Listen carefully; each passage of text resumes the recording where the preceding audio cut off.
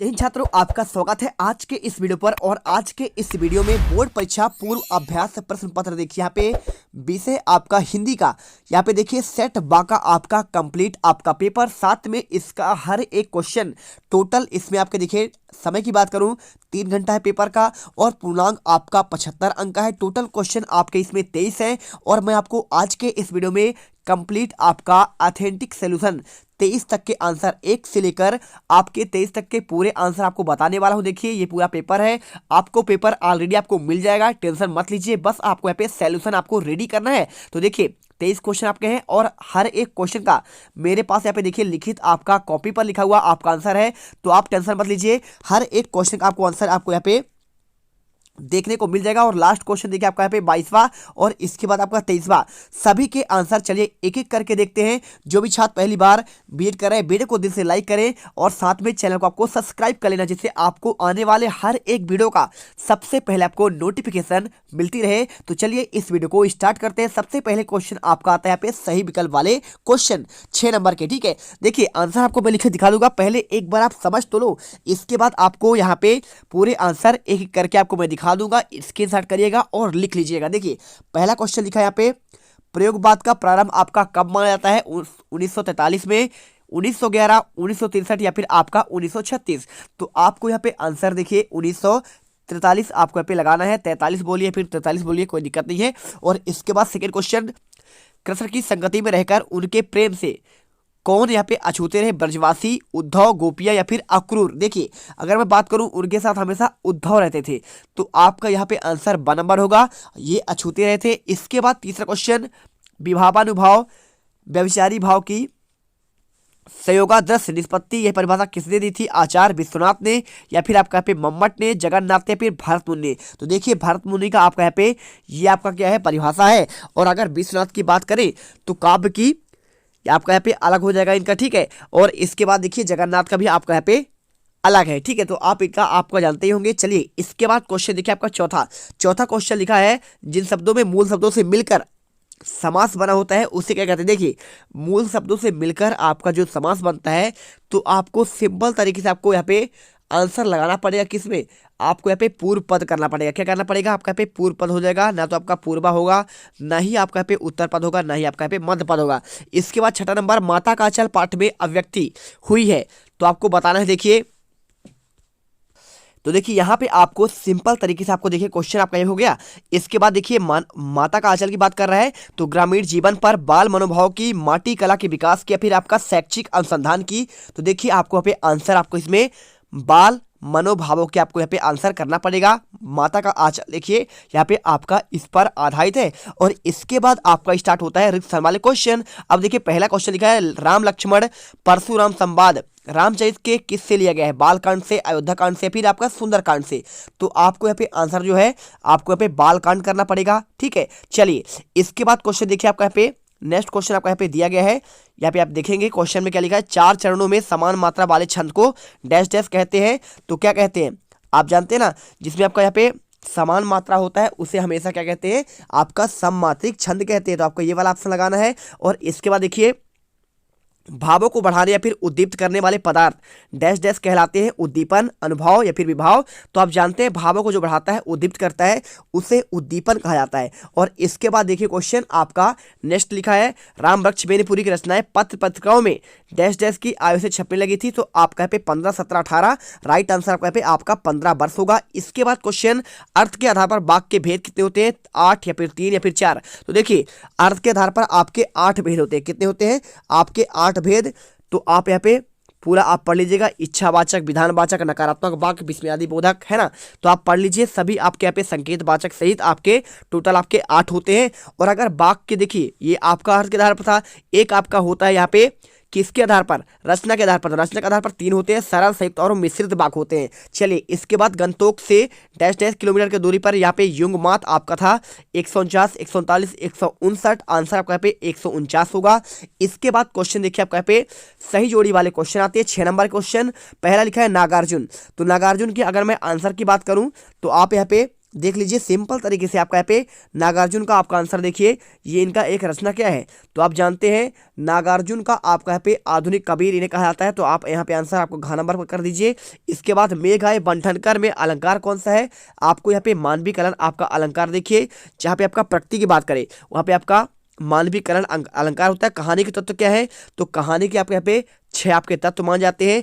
और एहतियात यानी क्या होता है, तो एहतियात यानी आपका होता है सावधानी होता है। और गले का हार क्या है, तो गले का हार आपका यहाँ पे बहुत प्रिय होता है। ठीक है, तो आप यहाँ पे बहुत प्रिय करिए। इसके बाद प्रेयर व्हील क्या होता है, तो आपका यहाँ पे एक धर्मचक्र होता है। और आगे देखिए यहाँ पे आपका आता है एक वाक्य में उत्तर। तो एक वाक्य में उत्तर देखिए क्या लिखा है यहाँ पे, देखिए एक वाक्य में उत्तर कैसे करेंगे। इसके पहले आपको यहाँ पे चलिए आपके सभी के आंसर एक बार आपको दिखा देते हैं, ठीक है, जिससे आपको यहाँ पे मिल जाए। तो आप यहाँ पे देख सकते हैं, यहाँ पे पहला जो क्वेश्चन आपको दिया गया है सही विकल्प वाले क्वेश्चन, तो टोटल आपके इसमें 6 क्वेश्चन है। तो 6 क्वेश्चन आपके पास ऑलरेडी पेपर है, तो क्वेश्चन आप देख लीजिए। और अगर मैं इनके आंसर की बात करूं तो देखिए आपके 6 के आंसर आपको यहाँ पे मिल जाएंगे। तो आपका पहले का आंसर आपको यहाँ पे लिखित आपको आपका ये रहा, पहले का आंसर 1943, दूसरे का आंसर उद्धव, तीसरे का आंसर भरत मुनि, चौथे का आंसर आपका बसहा, पांचवें का आंसर पूर्व पद, छठे का आंसर आपका बाल मनोभावों की। और इसके बाद देखिए क्वेश्चन आपका दूसरा आता है। तो दूसरा क्वेश्चन आप जब आप देखेंगे तो आपका इसमें रिक्शन वाले क्वेश्चन आते हैं, तो सभी आपको मैंने पढ़कर बता ही दिया है। तो आप यहाँ पे देखिए सिंपल तरीके से इन सभी क्वेश्चन को देखिए और इनके आंसर आपको लिखित आंसर आपको ये मिल जाएगा। देखिए पहला आपका बालकांड से, दूसरा आपका समात्रिक, तीसरा आपका उद्दीपन, चौथा आपका 15 वर्ष, और इसके बाद आपका 8 और 149 आप आंसर करिए।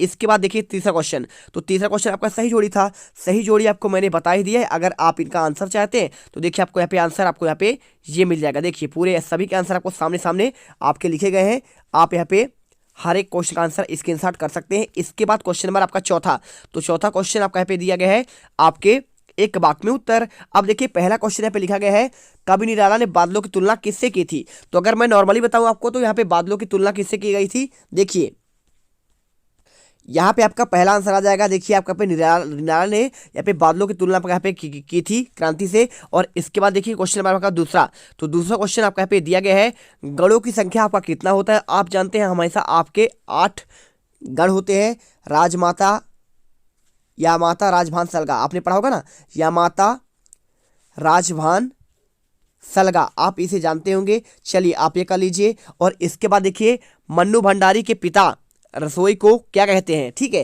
तो जानते हैं क्या है, भटियार खाना कहते थे। आप इसे एक बार सुन लीजिए। इसके बाद आंसर आपको दिखाते हैं। 2 वर्णों के मेल को कहते हैं आपका संधि कहते हैं। और मूर्खों में अल्पज्ञ के महत्व के लिए कौन सा लोकोक्ति है, तो यहाँ पे आपका अंधों में काना राजा। और माता के आंचल कहानी के अनुसार भोलानाथ के घावों को यहाँ पे क्या लगाया था, तो आपको बताना है यहाँ पे उनके घावों पर क्या लगाया। चलिए आपको सारे आंसर आपको यहाँ पे दे देते हैं, आपको लिखित। तो देखिए आपका पे पहले का आंसर आपको पा गया। आपका लास्ट का आंसर देखिए यहाँ पे क्या लिखा है, लास्ट में आंसर देखिए माता का आंचल कहानी के अनुसार माँ ने भोलानाथ के घावों पर हल्दी लगाया था, ठीक है, तो क्या लगाया था, हल्दी। पहले का आंसर आपका यहाँ पे ये मिल जाएगा, दूसरे का आंसर आपका ये है, तीसरे का आंसर आपका ये, चौथे का आंसर आपका ये, और पांचवें का आंसर आपका ये, ठीक है। तो आप सभी आंसर देख लो। और इसके बाद क्वेश्चन आपका आता है सत्य असत वाले क्वेश्चन। तो सत्य असत वाले क्वेश्चन देखिए क्या लिखा है। पहला क्वेश्चन आपको यहाँ पे लिखा गया है सत्य असत वाले संगीतकार की आवाज में हिचक साफ सुनाई देती है, तो आपको आंसर यहाँ पे आपको सत्य करना पड़ेगा। इसके बाद देखिए जहां अलौकिक आश्चर्य भाव उत्पन्न हो वहां विभत्स रस होता है, तो आपको यहाँ पे असत्य करना है। और इसके बाद देखिए क्वेश्चन तीसरा, एक संस्कृत व्यक्ति किसी नई चीज की खोज नहीं करता है, आपको इसको भी आपका असत्य करना है क्योंकि ऐसा तो है नहीं। और न्याय के अनुसार न्याय करना क्या आपका न्यायशीलता कहलाता है, तो आपका यहाँ पे आपका सत्य होगा। और इसके बाद भोलेनाथ का अधिकतर समय उनकी मैया के सानिध्य में गुजरता था, तो आपको यहाँ पे आंसर देखिए क्वेश्चन आपका पांचवें का आंसर आपको यहाँ पे असत्य करना है। ऐसा तो है नहीं कि माँ की सानिध्य में हमेशा गुजरेगा, प्रत्यय आपके पाठ के अनुसार, और प्रत्यय अनुभव की अपेक्षा में अनुभूति लिखने में मदद करती है, आपको यहाँ पे असत्य करना है। और लास्ट क्वेश्चन देखिए यहाँ पे आपका लास्ट वाला है ना, तो आपको इसमें सत्य करना पड़ेगा, ठीक है। प्रत्यक्ष अनुभव की अपेक्षा अनुभूति लेखन में मदद करती है, तो आप इसमें सत्य करिएगा। चलिए आपको इनका मैं आंसर आपको दिखा देता हूँ लिखित। तो आप आंसर देखिए, ये आपको आंसर आपको ये मिल जाएगा। आपका पहला का आपका सत्य, दूसरा आपका असत्य, तीसरा असत्य, चौथा सत्य, पांचवा असत्य, और छठा आपका सत्य होगा। इसके बाद क्वेश्चन देखिए आपका 6 नंबर। तो 6 नंबर क्वेश्चन आपका पे लिखा है रीतिकालीन काव्य की आपको दो विशेषता बतलानी है, प्रयोगवाद काव्य की आपका कोई आपको दो विशेषता बतलानी है। तो यदि आपके पास होगा क्या परीक्षा बोध होगा तो आप उसमें से आसानी से इनके आंसर देख सकते हैं, कोई दिक्कत है नहीं। ठीक है, तो एक बार आप अच्छे से देख लेना और जो 8वां सवाल जो आपको चाहे आप लिख लीजिए, बाकी मैं आपको एक का आंसर यहाँ पे आपको दे रहा हूँ। ठीक है, चलिए आपको आंसर दे देते हैं। तो देखिए आपको पे प्रयोगवाद के आपको दो विशेषताएं आपको यहाँ से मिल जाएगा। पहला देखिए प्रयोग के आधार पर एवं नवीन बिंबों का आपका युक्त रचना होती है, और दूसरा पॉइंट आपको मानसिक सृष्टि के लिए आपको यहाँ पे कविता का रचना प्रदान करते हैं। और इसके बाद क्वेश्चन 7वां, यहाँ पे देखिए दो रचना आपको लिखना है सूरदास का, या फिर आपका इसमें क्वेश्चन देख लीजिए पहले एक बार, कोई दिक्कत है नहीं। यहाँ पे क्वेश्चन आप देख सकते हैं, क्वेश्चन 7वां सूरदास या फिर आपका जयशंकर में, तो आपको जो अच्छा लगे कर लीजिए, लेकिन आपको मैं यहाँ पे सूरदास का आंसर बता दूंगा। साथ में आपको यहाँ पे 8वां क्वेश्चन, गोपियों के अनुसार राजा का क्या धर्म होना चाहिए, और राम लक्ष्मण परशुराम संवाद के आधार पर लक्ष्मण की कोई आपका दो विशेषताएं बतलानी है। चलिए आपको इसका आंसर यहाँ पे आपको दिखा देते हैं। ठीक है, तो देखिए यहाँ पे आपको क्वेश्चन 7वें का आंसर, सूरदास की आपका पे दो रचनाएं हैं, सूरसागर यहाँ पे सुरसारावली, तीसरा कला पक्ष आप यहाँ पे मिल जाएगा, और साथ में आपका यहाँ पे भाव पक्ष। ठीक है, तो आप इनका कर लीजिए। इसके बाद क्वेश्चन 8वां, यहाँ पे देखिए राजा का धर्म क्या होता है, तो आपका यहाँ पे गोपियों के अनुसार राजा का धर्म प्रजा को अन्याय से बचाना एवं प्रजा के हित में चिंता करना आपका राजधर्म होता है। क्वेश्चन नंबर 9 में दिया था, कवि ने बच्चे को, यहाँ पे मुस्कान वाला क्वेश्चन था, आंसर करिए। बच्चों को मुस्कान बहुत मोहक लगती थी जो उसे मृत शरीर में जान डाल देती थी, आपको यह आंसर करना पड़ेगा। इसके बाद क्वेश्चन देखिए आपका पे 10वां आता है, यहाँ पे महाकाव्य की दो विशेषता आपको लिखनी है। तो देखिए किसी भी महानायक जीवन का यहाँ पे समग्र चित्रण यानी संपूर्ण चरित्र का चित्रण होता है, इसमें आपके 8 या फिर 8 से अधिक सर्ग होते हैं, और महाकाव्य में कम से कम देखिए वही लिखा है ना, और इसमें उदाहरण जैसे आपको यहाँ पे रामचरित आप मानस यहाँ पे कर सकते हैं, कोई दिक्कत है नहीं।